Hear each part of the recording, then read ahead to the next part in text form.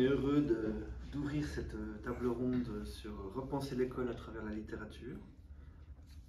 On espère que vous serez contents de nous entendre. Alors, je suis accompagné de Béatrice Riant, ici présente, pour Sylvie de Cocourt, Les Crocodiles, édité chez Bessen Press à Lausanne en 2022, et de Sylvain Larose pour Débandé, édité à Montréal chez Sémaphore en 2021. Et pour ceux qui ne me connaissent pas, je suis moi-même enseignant à Genève au secondaire 2 et je me surnomme, je me suis donné le titre de passeur de livres. Voilà. On va peut-être d'abord faire connaissance de nos hôtes. Qui êtes-vous, Béatrice Riant? Oh ben c'est une grande question. Comment êtes-vous venue à l'écriture? Alors comment je suis venue à l'écriture? Je pourrais dire que je suis venue d'abord à la lecture. Donc moi je lisais avant même d'aller à l'école. Donc j'étais une très grande lectrice dans une famille de bons lecteurs. Oui. Donc moi j'ai lu Solzhenitsyn à 10 ans. Ah oui, quand même. Ça... Mais je ne suis pas arrivée au bout. Mais Tolstoï, les Russes, Anna Karénine, j'étais à l'école primaire. Et puis je me suis dit, mais tous ces gens qui racontent des histoires, c'est intéressant. Et à l'époque, il y avait aussi parce que je lisais de tout, hein, je lisais ce qui me tombait sur la main.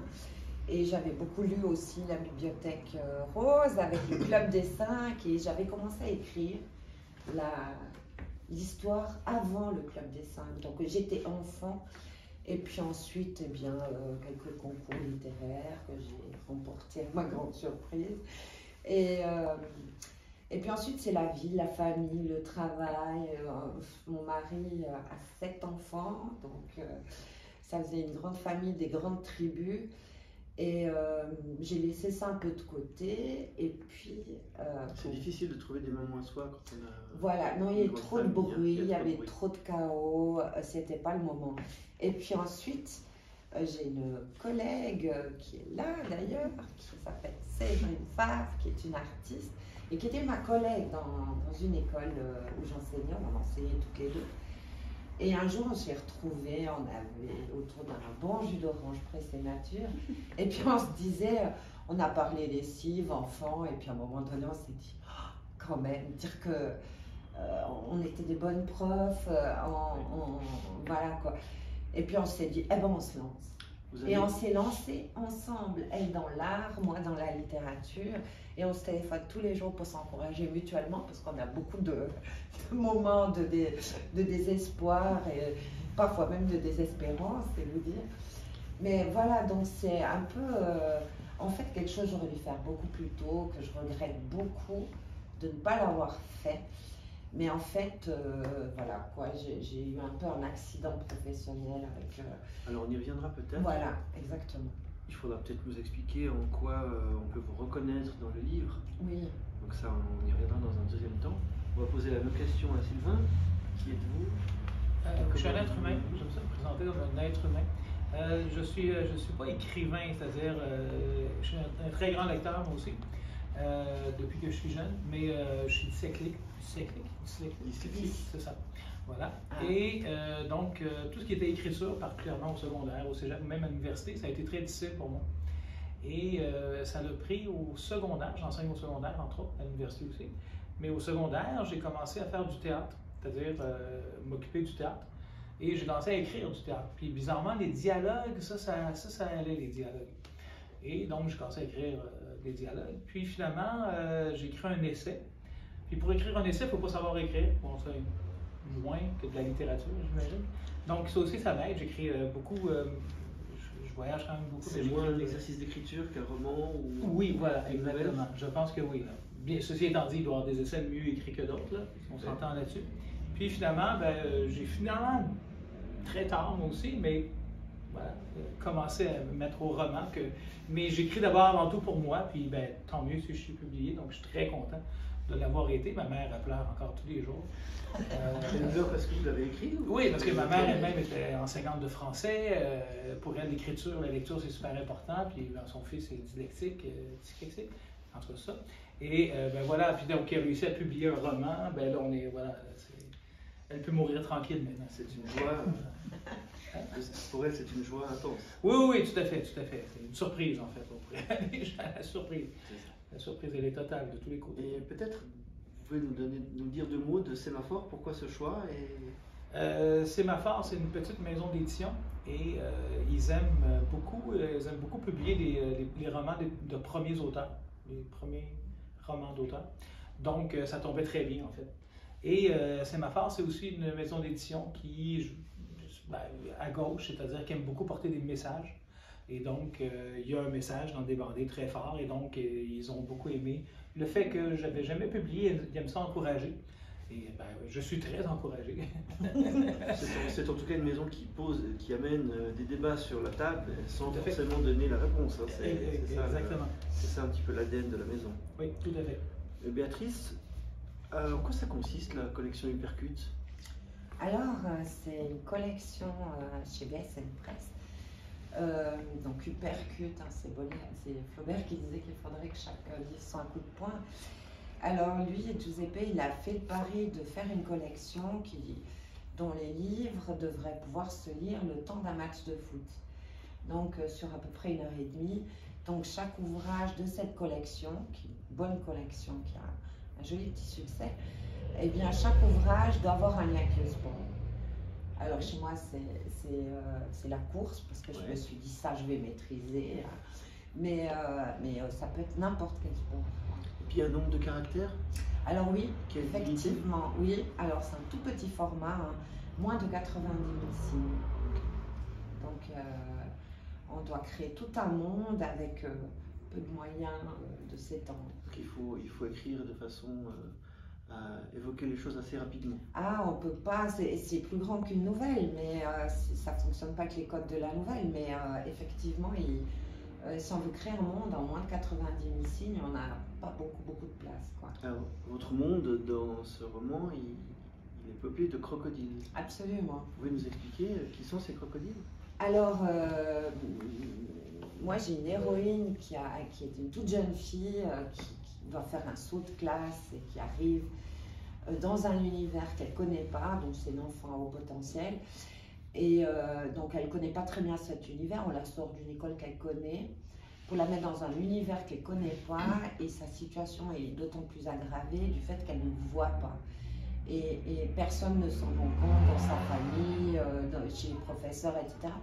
Mais elle le dit sans arrêt, je ne vois pas, je ne vois rien, donc forcément moi j'ai introduit une ambivalence, mais en réalité elle ne voit pas bien. Et forcément quand on dit que la communication c'est 20% seulement de verbal, 80% c'est les mimiques, les gestes, enfin, voilà, moi je parle beaucoup avec les mains parce que je suis latine. Et donc cette fille, elle arrive à l'école et ses élèves qui sont beaucoup plus âgés qu'elle, elle les perçoit comme des animaux dangereux dont elle ne dessine pas très bien les contours. Et comme elle ne voit pas, elle a souvent la tête à terre, donc je me suis cherché un animal qui courait vite et qui était bien étalé par terre, d'où le crocodile. Et dont on voit les dents. Et dont on voit les dents tranchantes qui peuvent faire mal. Voilà, on a peur d'eux. Ouais. Au propre comme au figuré. Au propre comme au figuré. Tout à fait. Littéralement, oui, c'est vrai. Sylvain, c'est quoi ce titre Débandé? Ouais. C'est un peu plate qu'on me pose la question, d'ailleurs, on me la pose toujours, c'est un peu plate. Oui, il faut quand même imaginer que c'est un titre qui pose question. Oui, en fait, en gros, chaque chapitre de mon roman commence avec chaque chapitre un titre militaire, en fait. Ça fait référence au fait que mon héros est toujours en train de penser qu'il mène un combat pour défendre la société contre les ados, contre les enfants. Et donc, il y a cet esprit-là militaire. Puis débandé, contrairement à ce qu'on peut penser, est un terme militaire. Et alors, quand on se fait tirer dessus, c'est la débandade, ben, il est débandé. Voilà, donc d'où le titre. Mais en même temps, il faut avouer que bon, l'âge que j'ai et débandé, ben voilà, ça va de soi. Ma femme elle rit encore, donc c'est intéressant. Voilà. Merci de nous partager ces dimensions personnelles. Ça me fait grand plaisir. Béatrice, dans quelle mesure ce roman vous ressemble? Oh. Vous avez dit tout à l'heure, je suis latine. Je suis d'origine latine. Oui. Il y a des termes d'espagnol, il y a des phrases en espagnol. Il y a des jurons en espagnol. Oui, bah parce que cette fille, elle arrive dans ce collège, ce lycée-collège, où elle croise des jeunes avec un verbiage de geek dont elle ne comprend rien, parce qu'elle n'a pas de téléphone portable encore, donc elle ne peut pas maîtriser ce dictionnaire de la jeunesse. Donc elle n'a pas les codes sociaux des élèves de son âge. En plus, Pas des élèves de sa classe. Absolument, on on lui complique la vie, sérieusement. Et donc du coup, bah, elle va se prendre un dictionnaire chez Emmaüs et puis elle s'invente sa propre langue où les gens ne peuvent pas comprendre ce qu'elle dit et elle jure parce qu'elle est quand même assez en colère. Donc, tout à fait. Voilà. Et, puis, et en quoi ça me ressemble Il y a peut-être une expérience de harcèlement, je ne sais pas, vous connaissez ça? Alors on connaît ça, oui. En fait, mais je ne peux pas dire que mon héroïne est harcelée, hein, parce que en fait, le livre fonctionne comme un conte. C'est un conte cruel, ce livre-là. Et la plus grande des opposantes qu'elle doit affronter, c'est elle-même. Hein. Donc, c'est elle qui se coupe un peu des autres pour des raisons fantasmées. Parce que voilà, elle a été, par contre, elle a connu une mauvaise expérience un peu plus jeune. Et elle s'imagine que l'histoire va faire que cette expérience va chaque fois se répéter, ce qui n'est pas le cas.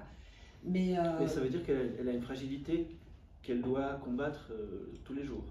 Bon, les enfants au potentiel, souvent les gens au potentiel, là, ils ont comment dire ça, ils ont souvent une fragilité émotionnelle, ils ressentent les choses plus fortement. Fragilité, c'est pas un très joli terme parce que après, ouais, mais disons qu'on va dire qu'ils ressentent les choses plus fort, donc ça peut être compliqué à vivre parfois, l'exemple de cette gamine.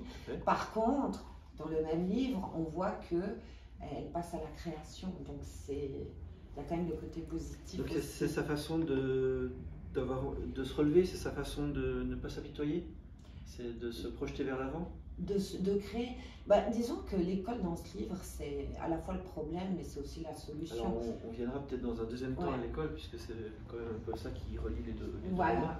Donc à un moment donné, on lui demande de faire un exposé, cette jeune fille, et puis preuve de son intelligence, elle ne va pas servir quelque chose qui ressemble à tous les autres exposés.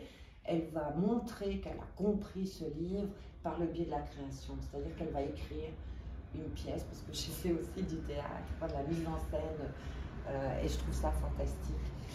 Donc j'ai voulu réintroduire ça dans le livre. En tout cas, c'est un livre qui est très travaillé, Oui. C'est un peu la sensation que j'ai eue en le lisant. Merci.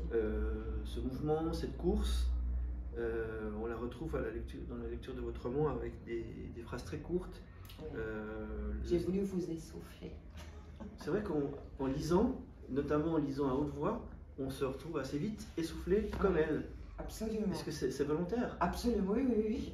Ah non, mais alors vraiment, oui. Non, mais je voulais vous essouffler dans la tête, parce que il peut être un peu étouffant ce livre, parce qu'on est toujours dans la tête de cette jeune fille.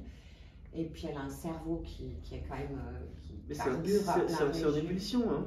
Ah ben c'est les cerveaux de gamins au potentiel, en fait, toutes les connexions neuronales s'activent en même temps, ça ne s'arrête jamais, donc ça essouffle aussi le lecteur dans ce sens-là. Hein. Et puis j'ai dû faire des recherches en termes de littérature, vous utilisez la parataxe, c'est-à-dire un style coupé, qui fait que finalement vous n'utilisez pas la ponctuation pour introduire les dialogues. Voilà, ouais. Et ça, c'est assez déroutant parce que finalement ça va très vite. Mais est-ce que c'est lié au fait qu'il fallait écrire un livre en moins de 90 000 signes? Ou c'est parce que justement elle est dans l'hyper.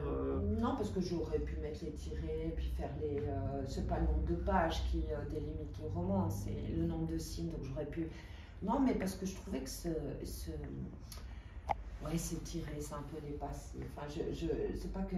Je trouvais que vous êtes dans une école, les choses, elles se précipitent. Il y en a un qui parle, puis l'autre coupe la parole.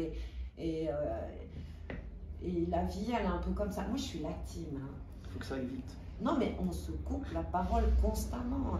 C'est une corrida, une discussion. Mon premier époux, la première fois qu'il est venu en Espagne, participer à un souper de famille, donc il ne comprenait rien. En plus, on parlait espagnol et catalan, donc il était au milieu. Puis au bout d'un moment, il me touche le bras, puis il me dit: mais pourquoi est-ce que vous êtes tous en train de vous engueuler? On ne s'engueulait pas du tout. C'est la pression externe. On parlait. Voilà, exactement. Donc je pense que ça me convient assez. Et puis ça vous force de vous poser la question de qui parle. Parce que dans la même phrase, vous pouvez avoir un jeu qui appartient à un personnage et un jeu qui appartient à un autre. Parce qu'au début, on n'est pas tout à fait au point. Hein. Il y a plusieurs narrateurs, c'est un tout petit peu déstructuré, enfin, mais c'est une déstructuration qui est volontaire. Oui, absolument. Mais c'est aussi pour... Je cherche à vous rendre fou. C'est pour nous faire rentrer dans le cerveau de cette jeune fille. Ben aussi, parce qu'en fait, il y a deux narrateurs, il y a le elle et le je, mais le elle, c'est son moi extérieur, si vous voulez. Le je, c'est, voilà, le elle, c'est celui qui raconte froidement les choses, et le je, c'est celle qui ressent. Et d'un côté, vous avez la force de la mort, de l'autre côté, vous avez la force de la vie, qui dit reste avec moi, respire. De ce que l'autre dit, ah non, moi je vais divorcer de mes parents ou me suicider, je me donne 30 jours, hein, donc elle était mal partie.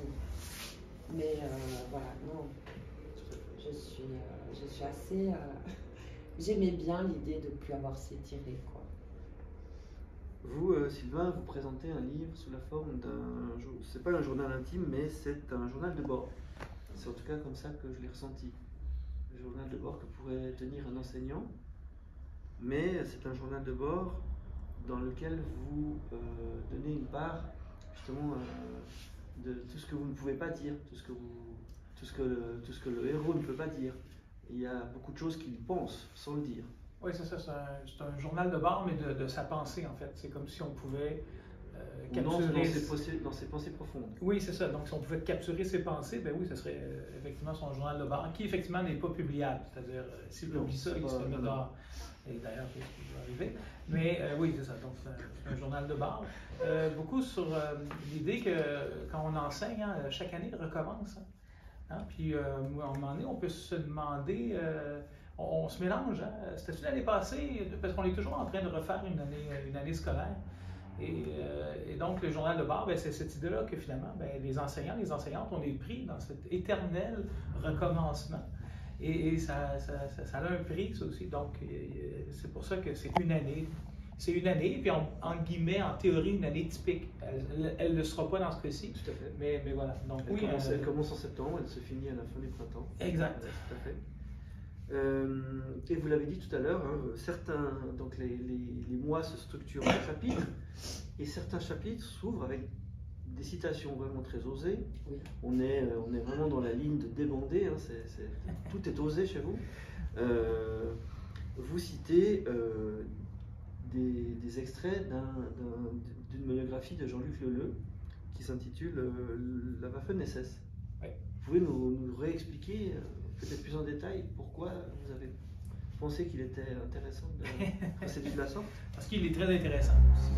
Si vous avez le goût un jour de savoir un peu la Waffen-SS philosophiquement parlant, c'était quoi? C'est vraiment très intéressant, Jean-Luc Leleu, ce qu'il a fait. En gros, ce qui se passe, c'est que j'ai écrit un essai sur comment enseigner tout en étant anarchiste au secondaire. Et finalement, j'écris l'essai, je l'envoie à des maisons d'édition, il n'est pas publié. Et je décide d'écrire un deuxième essai. Et je lis Jean-Luc Leleu qui, lui, parle du principe de dureté chez la Waffen-SS, c'est-à-dire comment on fait pour qu'un soldat, qui est en fait un être humain, en vienne à poser des gestes si inhumains. Ben, Jean-Luc Leleu donc, a ce principe-là qu'il a appelé le principe de la dureté. Et donc, je commence à écrire mon second essai en disant, ben, est-ce que ça se peut que le principe de dureté soit en fait en éducation aussi? Que les profs, qui sont des êtres humains, qui aimeraient avoir des relations humaines avec leurs élèves, en deviennent, pas tous, mais souvent, en deviennent des gens qui sont méchants, je ne sais pas comment le dire. Donc, le principe de dureté.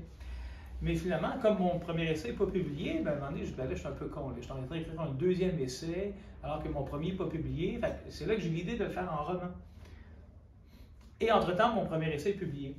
Voilà. Donc, et j'intègre Jean-Luc Leleu à ce roman. J'avoue que... Alors peut-être juste pour montrer un peu quel est le contenu de la pensée de Jean-Luc Leleu, à la page 35, donc le premier chapitre qui ouvre le mois de septembre, chapitre qui s'intitule L'esprit de corps. On va quand même lire juste pour vous montrer. Cette subordination à un intérêt supérieur est censée lui permettre d'exécuter un ordre qu'il ne comprend pas, voire qu'il désapprouve. Et donc c'est tiré d'une monographie qui s'appelle La Waffen-SS, comme on disait tout à l'heure. Ouais. Eh ben, c'est ça, et je pense, dans le système scolaire québécois, mais je pense que ça s'applique également en Suisse, que beaucoup de nos enseignants, nos enseignantes, à cause de limites matérielles, trop d'élèves, la charge est trop élevée, etc., on n'a pas de temps. Et on finit par accepter de traiter les élèves de cette façon-là, parce que, au nom d'un principe, au nom d'un principe de civilisation, etc., en sachant très bien qu'en fait, on ne fait pas la bonne chose. Mais on finit par l'accepter. Donc, c'est exactement ça, en fait. C'est exactement ça. Moi, je pense que c'est exactement ça qu'on nous pousse à faire. Je répète, ce n'est pas tous les enseignants et les enseignantes qui sont méchants. En fait, y compris mon personnage, il n'est pas méchant, mais le système le pousse à agir de cette façon. Exactement, exactement. Est-ce qu'on peut dire que ce soit finalement le personnage de Béatrice, qui est développé dans Si vite que courent les crocodiles, bah, il rencontre justement un des crocodiles. C'est oui, un peu ça. Hein. On a discuté il y a quelques jours, c'est ce que vous avez dit. Hein. Oui, c'est un solide crocodile, mon personnage. Et il aime être crocodile, en fait. Oui. Ouais, c'est ça qui est dérangeant, en fait. Mais votre roman, il est dérangeant, mais si on le lit correctement, assez rapidement, hein, dans les premières pages, vous dédicacez quand même cet ouvrage, je vous cite, à toutes les personnes qui tentent de transformer nos écoles en milieu d'apprentissage démocratique, coopératif et inclusif. Exact. Comment on peut faire ça? C'est-à-dire présenter des bandés tout en ayant cette adresse à ces gens-là. Ben, c'est d'où l'idée que Débandé est en fait une contre-thèse de mon essai. Et donc, les deux se parlent. Les deux se parlent. Si vous voulez avoir des pistes de comment transformer votre classe ou votre école, ben, l'essai va vous donner des pistes. Si vous voulez savoir pourquoi vous devez le faire, ben, le roman va vous donner des pistes. Donc, les deux se parlent. Donc, le roman vous explique pourquoi il faut transformer, pourquoi on ne veut pas être ce prof-là. J'enseigne à l'université aussi la didactique. J'ai des étudiants qui vont lire en disant « Ok, je ne veux pas devenir ce prof-là. Je ne veux pas devenir ce prof-là. » Mais ils savent déjà, alors qu'ils sont étudiants à l'université, qui ont fait un stage, 2 stages, 3 stages, ils savent déjà qu'ils sont poussés vers ça. Ils le savent parce qu'ils l'ont déjà vécu. Et ils comprennent qu'ils risquent de, finalement, sombrer, en fait, de débander. Donc là, la littérature et votre roman, ça nous permet de faire un peu de prospective et de dire attention, si vous allez dans cette direction-là, c'est ce type de personnage-là que vous risquez d'être. Exact. Même si vous n'êtes pas d'accord. Exact. Voilà. Donc finalement, ce soir, on a un peu le prof, puis on a l'élève. Absolument. Et puis on a cette école qui, que ce soit au Québec ou en Suisse romande, en tout cas, je pense que le contexte peut à la fois être valaisan, vaudois ou genevois. Alors comment on fait pour repenser cette école de la part de l'élève, vue de l'élève puis vue du prof? Je pense que, comme l'a dit Sylvain, hein, ce prof, on n'arrive pas du tout à le détester complètement parce qu'il pense vraiment que son système, c'est le système qui va permettre à ses élèves de réussir. Donc l'intention est bonne. C'était un gauchiste aussi au début qui avait plein d'illusions et des illusions qui n'ont pas tellement fonctionné sur le terrain, parce qu'il faut admettre que quand on a 32 ou 34 élèves, faire des travaux de groupe, c'est... voilà quoi. Donc par contre, là où ce qui marche, c'est la relation, je pense. C'est la confiance. Moi, je me souviens de ce que je faisais moi, parce que j'étais pas non plus pas autoritaire. Il y a des choses que fait ce prof, soi-disant horrible, dans lequel je me reconnaissais, hein, c'est-à-dire t'as pas tes affaires. Je pense que tous les enseignants se reconnaissent d'une façon ou d'une autre. Ah oui, il y a des choses, voilà. Par contre, je pense que ce qui nous sauve, et puis qui sauve toutes les erreurs, c'est comme les parents, hein, du moment où tu aimes ton gamin, tu fais une erreur, bah, vivement, et surtout, il ne faudrait pas que des enfants aient des parents parfaits, ça serait l'enfer pour eux. C'est ce qu'il y a de pire, un parent parfait, un prof parfait aussi. Il faut des profs avec des aspérités, qui osent s'énerver, qui osent faire... Parfois, ils font faux, puis ils arrivent, et puis ils disent, bon, bah, j'ai fait faux, c'est pas grave, on va essayer autre chose. C'est pas grave, on ne demande pas la perfection, mais juste je pense, de cheminer avec l'élève. Et je pense que, par exemple, moi j'ai un professeur là qui dit à cette gamine, t'as pas fait les 4 carreaux au bord de la ligne, dehors. Mais en quoi ça va l'aider à cheminer dans l'apprentissage de la langue espagnole, de devoir avoir les 4 carreaux? On ne sait pas. Et en quoi ça l'a fait cheminer aussi vers comment on appelle ça, vers le fait de pouvoir être autonome, voilà, ces 4 carreaux, on s'en fout, hein, je veux dire, on dit aux élèves, laissez-moi un peu de place, sinon je ne mets pas de remarques, j'ai pas de place, et puis après, débrouillez-vous, 8, 10, 12, qu'importe, hein, c'est leur feuille. Si on peut être... C'est juste la relation à l'élève. Moi, je pense qu'il faut que l'élève sache à tout moment que le prof est avec lui et pas contre lui. Et ce prof, très clairement, il est contre les élèves. Il les voit comme une armée qui doit affronter chaque matin avec difficulté, et donc il doit fourbir ses armes qui sont l'humiliation, qui sont le... Voilà, il a toutes des sortes de stratégies qui sont... J'ai trouvé très bien, moi, les références à la guerre, parce que c'est des stratégies guerrières. L'autre est l'ennemi. Hein, il ne faut pas se laisser déborder, il ne faut pas se laisser débander, apparemment. Et voilà, mais n'empêche que ce qui marque à la fin, il va être débordé par une jeune prof qui, elle, marche avec les élèves. Alors, je ne sais pas si on peut faire des classes où on est complètement dans l'autogestion et dans le je ne suis pas sûre non plus, mais disons qu'en tout cas, l'élève, il doit savoir que le prof, il est avec lui pour l'aider, pour aller affronter cette matière, et les bons, les moins bons, les dyslexiques, comme les pas dyslexiques, les hyperactifs, comme les... Tous, on doit tous les aider. C'est la relation qui fait que ça marche. Ouais. Comment on fait pour permettre d'avancer vers l'autonomie tout en favorisant la créativité? On a combien d'heures? Je me souviens plus. Le nombre d'élèves par classe, ça c'est prioritaire. Là, je veux dire. Si vous avez 32 élèves, ben, vous allez avoir votre héroïne. Elle va être dans la classe. Après ça, on a le droit en tant qu'élève, 1 année, 2 années, 3, d'être invisible. On a le droit aussi. Hein, c'est-à-dire, c'est pas parce qu'on a une classe de 12 qu'automatiquement on va toujours interagir en classe. Chaque être humain est différent, puis on peut avoir le droit d'être invisible. Ça me va. Sauf qu'à 32 élèves, je m'excuse, mais je peux très bien...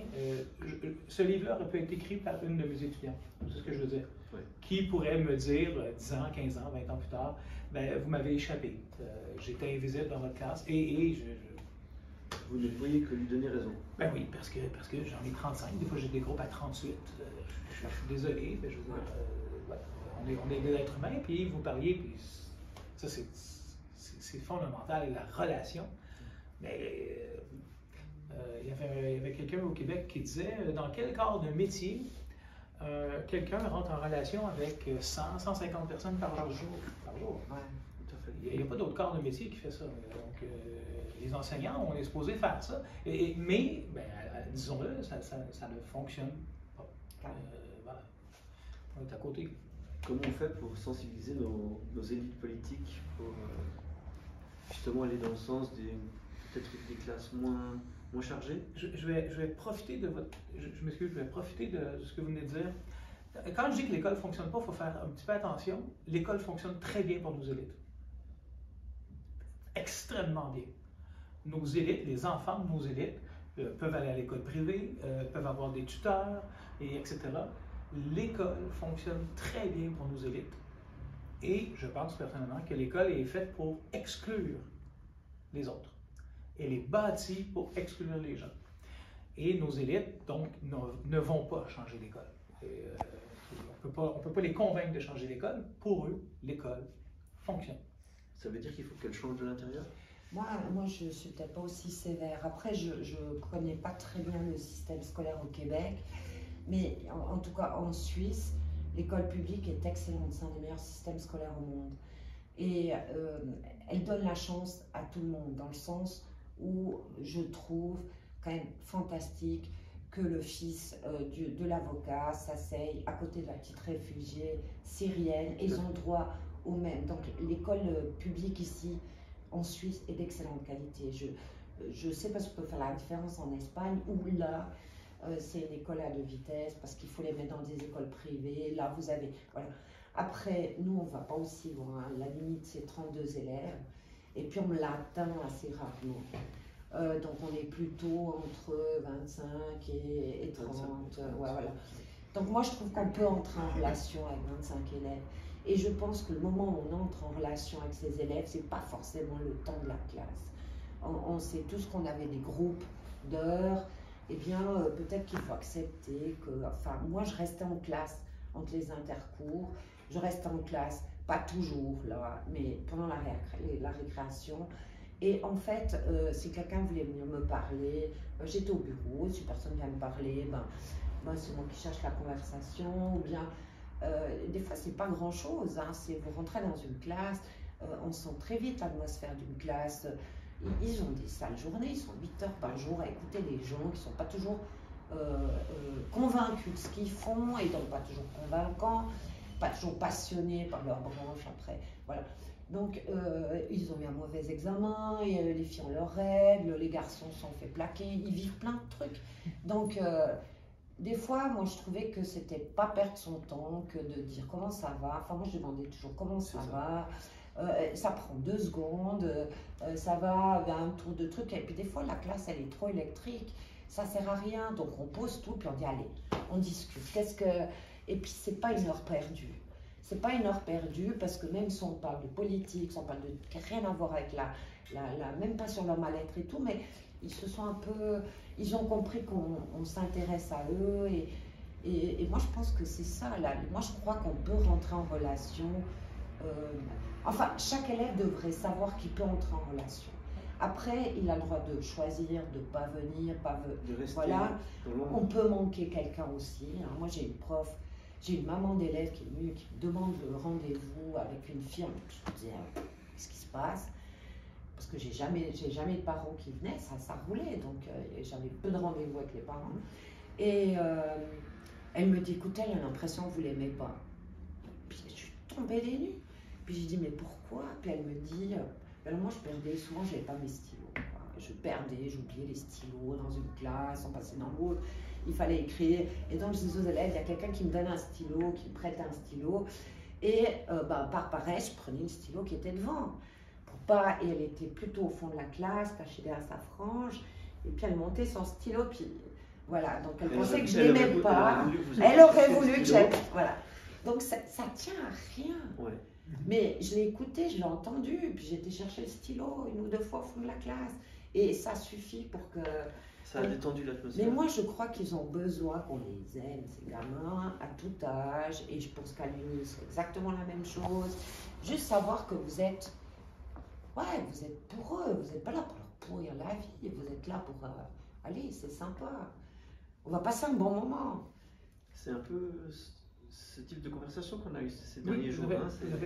Vous êtes tout à fait sur cette voie-là, justement. Oui, l'amour, je pense qu'il ne faut pas avoir peur. On peut dire après ça relation didactique, mais oui, on a le droit d'aimer ses élèves, parce qu'il y a tout un courant d'adultes qui disent non, il ne faut pas aimer ces jeunes. Et je comprends pas cette idée. Oui, c'est ça, ça n'a aucun sens. Non, mais après ça, bon voilà, l'amour est l'amour. Tu peux aimer ton chat, mais tu peux aimer tes élèves, donc voilà. Fait que oui, il faut se le permettre, je pense. Puis après ça, pas l'obliger. Hein, ça, c'est toute cette idée-là. Mais oui, il faut aimer. Oui, moi je pense que c'est la clé. Hein. Et pour aimer, il faut avoir du temps. Un autre problème, c'est que les programmes sont souvent beaucoup trop chargés. Et là, tu as des profs qui vont dire non, mais on n'a pas le temps de discuter, ça pourrait être intéressant, mais non, le programme, il faut finir le programme. Il ne faut pas finir le programme. Mais il y a des astuces aussi. Moi, je me souvenais qu'à l'école dans laquelle j'enseignais, donc on nous imposait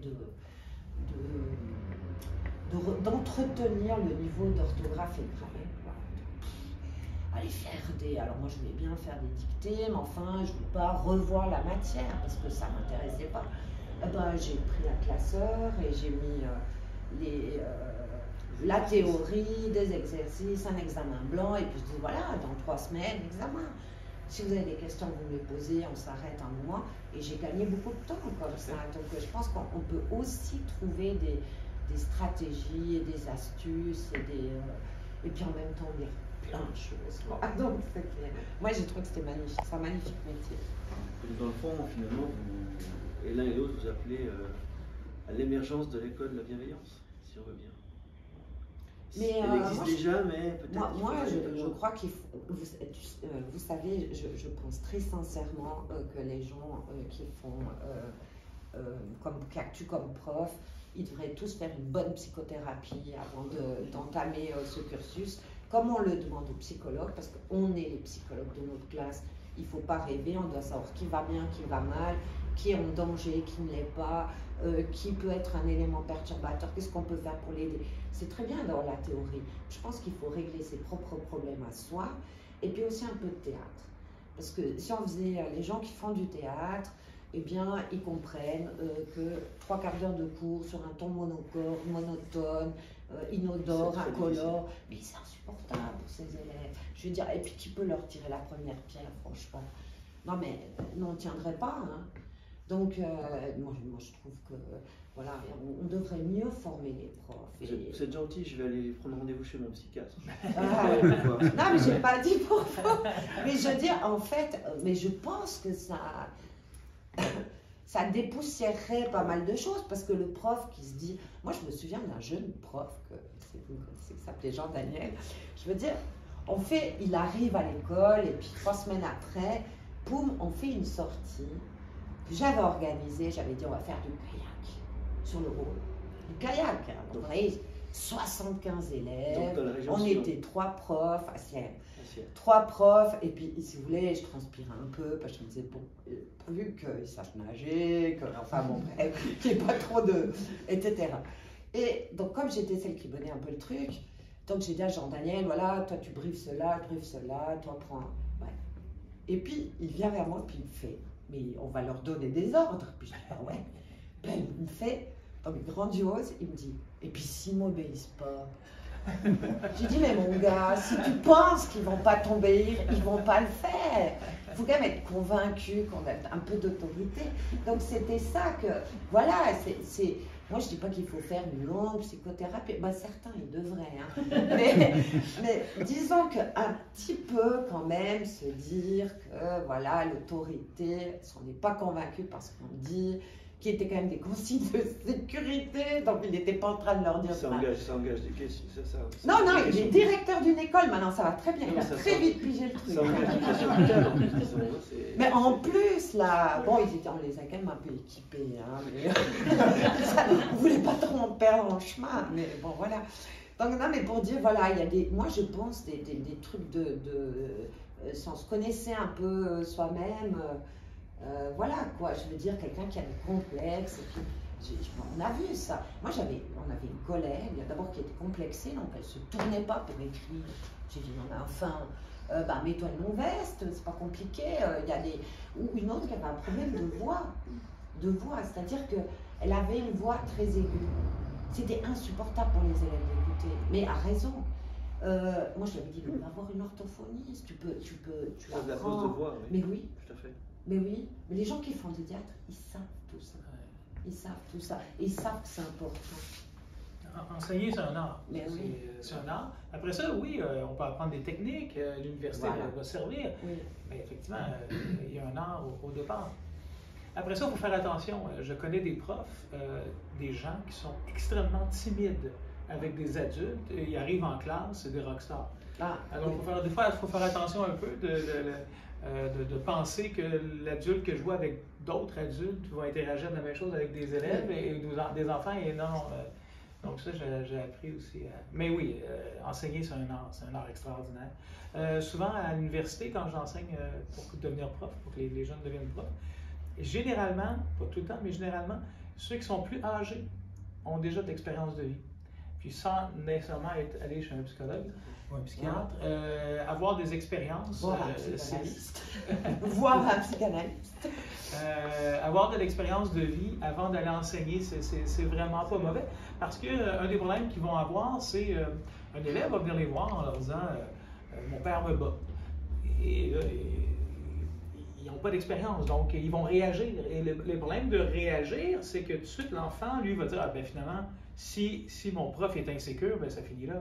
Je ne vais pas continuer justement ma relation. La personne est insécure. Donc, avoir de l'expérience de vie pour enseigner, c'est vraiment un gros plus. Il faut se salir un peu. Oui, oui. La prise de risque. Oui, ça. j'aimais ça beaucoup. On en a parlé il y a 2-3 jours. Dans notre société, je trouve qu'on essaie de prendre le moins de risques possible. Moi, je fais du vélo camping avec les jeunes. C'est dangereux, du vélo camping. Je veux dire. Puis bon, nous, on a 10 de pertes à chaque année. Vous les remplacez par des clones. Non, mais moi, je dis à mes élèves, et puis après ça, c'est le temps, puis etc. Moi, je dis à mes élèves, avant de partir, je dis toujours, bon, l'important, regardez bien, on a 10 de pertes à chaque année, mais le plus important, c'est qu'on ne revienne pas plus nombreux. Voilà. C'est pas mal. Ouais, voilà. Et c'est intéressant comme interaction de leur demander de ne pas revenir plus nombreux. Parce que c'est intéressant de la part l'avait d'un homme qui écrit des bandés. oui, voilà. Mais c'est intéressant parce que je vais au-delà de. C'est-à-dire que j'ose, en fait. J'ose. Hein, voilà. Puis on prend un risque. Moi, je suis désolé, mais à l'âge que j'ai, je fais du vélo camping à 9 h le soir, je suis à terre, là, je suis dans ma tente. Comment je fais pour empêcher un jeune à 3 h du matin de sortir et d'aller rencontrer un autre jeune? Je veux dire, c'est pas possible. Il faudrait que je creuse des tranchées, je ne sais pas trop, autour des tentes, c'est pas possible. Voilà, ce serait la guerre. Mais on ne la fait pas, la guerre. Par contre, sans faire un discours, en disant juste, je ne veux pas qu'on revienne plus nombreux.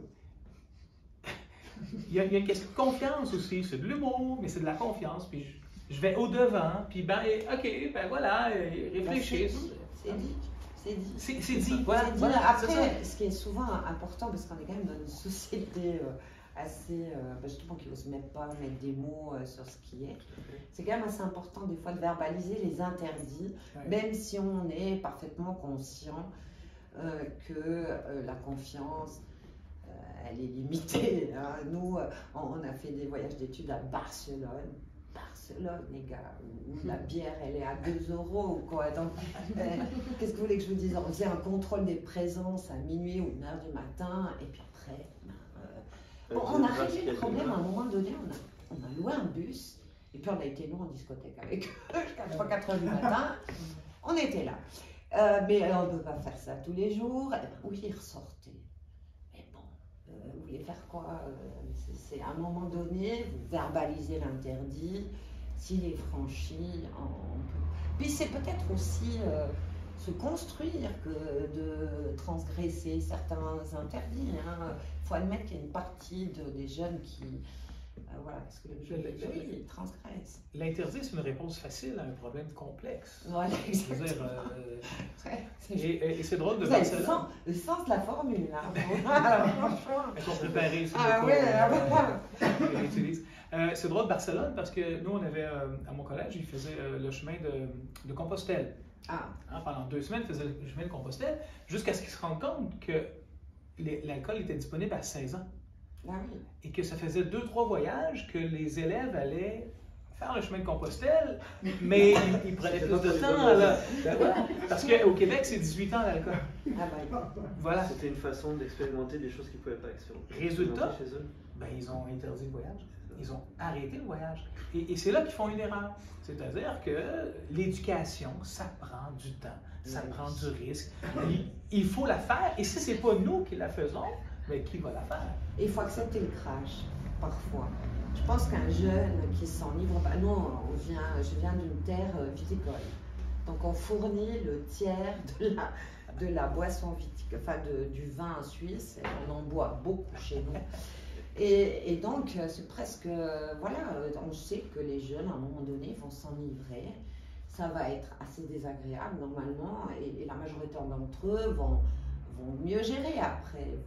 Qu'ils ne vont plus boire, mais peut-être plus de modération. Donc à un moment donné, il faut accepter le crash. Ça peut cracher sur un examen, mais ça peut aussi cracher sur plein d'autres. On doit juste mettre quelques filets de sécurité pour que le crash soit pas trop douloureux, mais après. Il va y en avoir des crashs, il faut être là. Voilà, que les adultes soient là. J'aime bien mieux qu'il y ait un crash quand un adulte un éducateur est présent que quand, parce que moi, ce qui se passe au Québec souvent, les jeunes vont aller entre eux faire ce genre de choses-là, mais là, ça ne fonctionne plus. C'est pas un rituel d'initiation quand c'est des jeunes de même âge qui ont ce genre de comportement. Moi, je me souviens qu'un voyage de classe à Barcelone, on a eu un vol. C'était là. Et on a eu un vol. Et donc, on s'est réunis, on était 3-4 profs, on était embêtés, il y a eu un vol. Mais 75 jeunes, comment vous voulez qu'on sache qui a volé? Mais on est obligé de faire l'enquête. Donc, on a fait une enquête dans laquelle on s'est complètement perdu. Évidemment, on ne savait pas du tout où on allait, mais on les a entendus. C'est-à-dire qu'on les a, puis après on a dit, on verra. Ben voilà, on s'est dit qu'il fallait qu'on passe par là, mais évidemment, qu'est-ce que je vous dise, c'était peine perdue, quoi. Il y en a un d'entre eux qui a été un voleur, mais les autres, au moins, ils ont pu se rendre compte qu'on les a interrogés, on a fait tout ça en sachant qu'on n'allait pas le découvrir. Hein. Mais on a quand même fait l'exercice. On a pris le temps d'écouter les gens. Oui, non, on les a cuisinés, hein, on s'est pris pour acheter poireaux, hein, faut pas croire, on a fait les choses bien, on les a répartis pour qu'il n'y ait pas de risque de collusion, mais bon, ça n'a pas réussi. Alors, refaire l'école, c'est un vaste débat. Tu disais tout à l'heure, on a combien d'heures? Oui, je sais. Je pense qu'on a mis gentiment au bout de la discussion. On pourrait peut-être vous demander, pour terminer, avant de passer la parole à notre nombreux public, vous demander de lire peut-être un petit extrait de votre roman. Alors je vais prendre une lettre, volontiers. Le découvrir.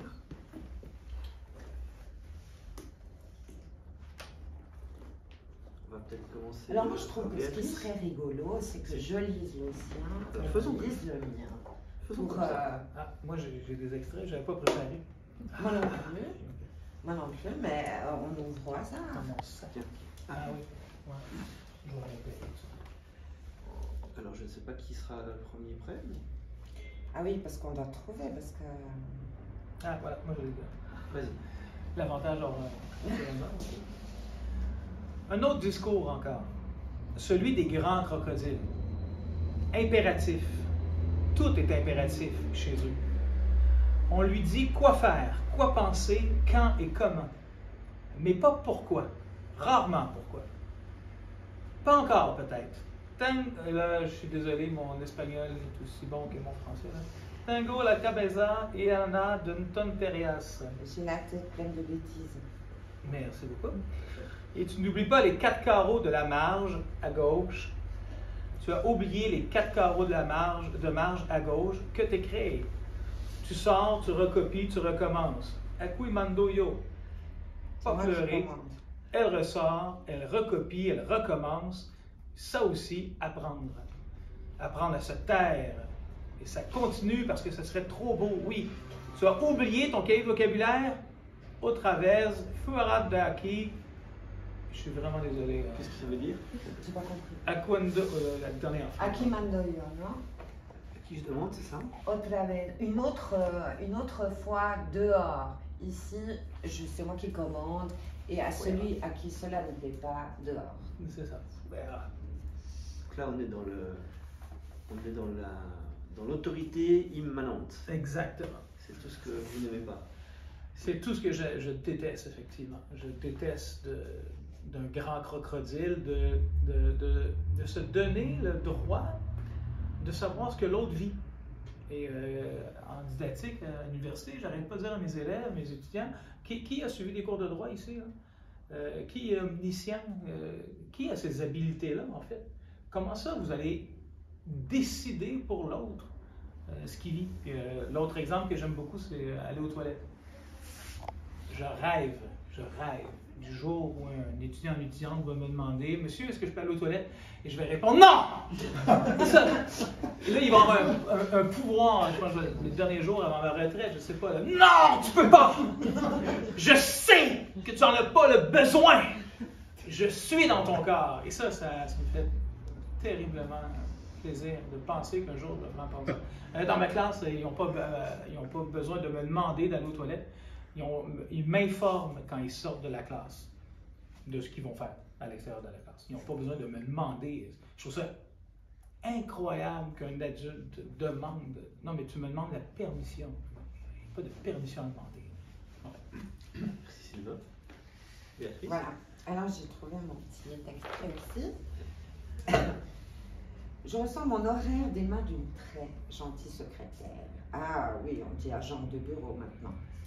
Elle me fait un clin d'œil et un beau sourire, comme si elle avait quelque chose à voir dans la confection du dit horaire. Je lui rends son sourire, mais sans aller jusqu'au clin d'œil. Pas avant de savoir à quoi il ressemble, ce monstre. Voyons. En 2 secondes, j'ai tout décrypté. C'est un bon horaire, 5 jours 6 sur 9 sans la dernière période. Je vais donc rarement enseigner le vendredi après-midi. Ça fait mon affaire. Et un seul local, le 206, avec les fenêtres qui donnent sur le stationnement. Je ne peux pas me plaindre, les fenêtres sont rares dans ce bunker. Je ne ferai pas le mode nomade cette année, mais ça, mon ancienneté école me le garantissait à coup sûr. Bon, il ne faudrait pas crier victoire tout de suite, il n'est pas parfait cet horaire. Je vois un de mes groupes 3 fois la dernière période, dont 2 jours consécutifs. Ce n'est pas pédagogique. Comment les ados sont-ils censés être concernés dans mon cours, dans ces conditions? On va m'entendre. Pas parfait, mais je vais survivre aisément. Et maintenant, la liste de mes élèves par groupe. Évidemment, la plupart des noms me sont étrangers. Quand j'en reconnais ces mauvais signes, c'est qu'ils sont classés dans les difficiles. Dans le 503, j'en ai déjà encerclé 5. 5! Ce groupe va être l'enfer du niveau. C'est là que j'entre dans l'arène. Je vais me porter volontaire pour être le chargé de classe du 503, l'enseignant ressource de ce groupe digne du royaume d'Hadès. Dans 2 jours. Juste le temps pour mon collègue, qui en est actuellement et officiellement le titulaire, de se rendre compte de ce qu'il aura à gérer. Et là, alors qu'il fait déjà des cauchemars rien qu'en pensant à son groupe de débiles, j'interviens. Je lui offre de prendre son groupe en échange du groupe du sport-études, des élèves déjà très disciplinés, en théorie du moins. Il y a des coachs mous, des profs mous, des officiers mous, il y a du mou partout.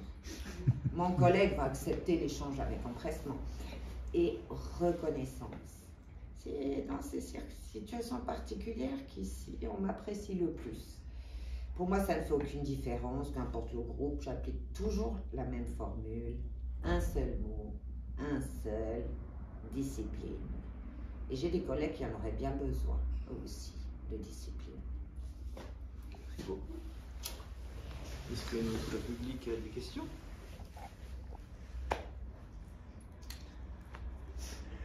J'ai lu un article aujourd'hui dans le Temps qui m'incite à vous poser cette question. ChatGPT, ça serait la disparition du désir d'apprendre. On en parlait dans le train tout à l'heure, qu'est-ce que tu en penses? Je suis un membre d'un comité syndical et on travaille actuellement sur cette question-là. Je vais essayer de faire court. Oui et non. Alors, le oui, c'est en fait actuellement toutes le capitalisme numérique, en fait.